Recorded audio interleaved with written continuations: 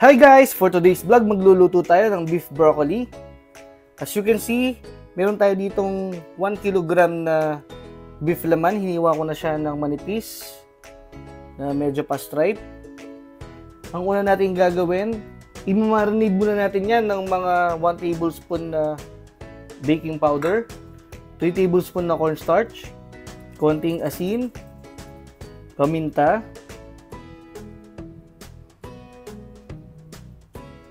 at saka liquid seasoning, pampalasa sa ating beef. Ayan, okay na yan. Tansyahan lang, no? And then, lamasin natin yan sa malinis na kamay.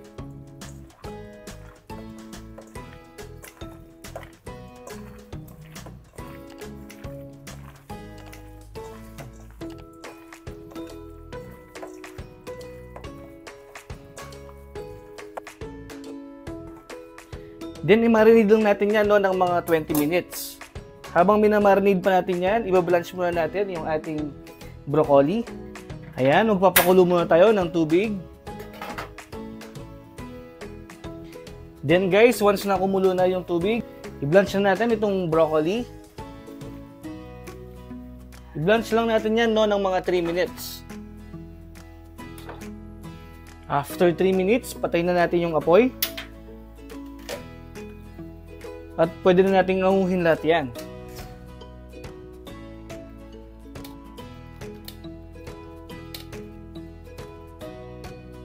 Ayan guys, ibabad lang natin to, no, sa tubig na may yelo. Tsaka natin muna itatabi. After 20 minutes, magpapahit na tayo ng konting mantika. Then i-fry na natin, no, itong minarinade natin kanina. I-fry lang natin yan, no, hanggang sa mag-color brown yan.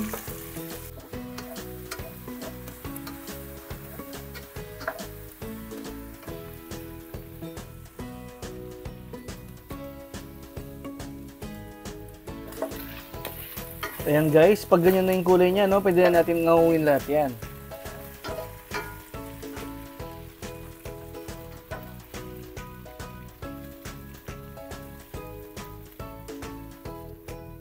Ayan guys, malambot na yan, no, dahil sa ating baking powder.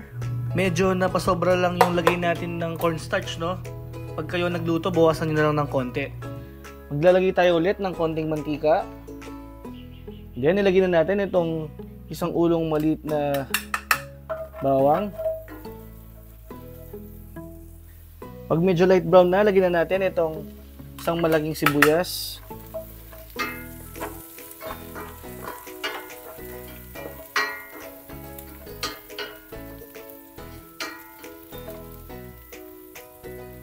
Pagluto na rin yung sibuyas guys, maglalagay tayo ng 1 beef cube, saka oyster sauce. Ayan, siguro mga 5 tablespoon. Tubig. Paminta. Ayan guys, pakuluan lang natin yan. Ayan guys, maglalagay din tayo ng mga 2 tablespoon na brown sugar para balanse yung lasa. Haluin lang natin. Once na kumulo na, maglalagay tayo ng 1 big can na mushroom.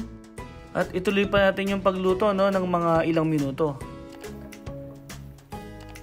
Then, tikman natin para maitama natin yung lasa.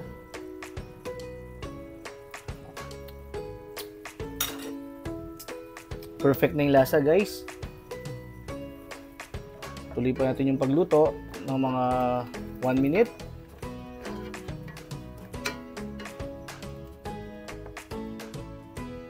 Then, after 1 minute, lagyan na natin yung pinirito nating beef.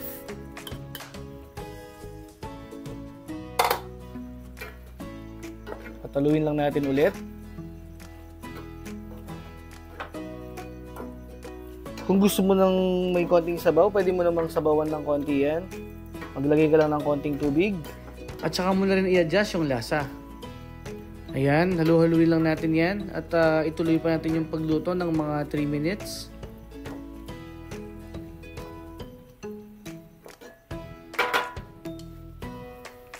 After 3 minutes, lagyan na natin yung binlunch nating broccolis kanina.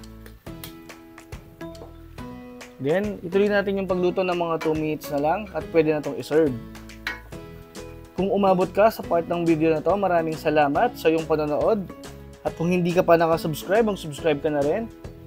Pakiclick mo na rin yung notification bell para ma-update ka sa mga susunod pa nating videos. Okay guys, hanggang sa muli. Bye!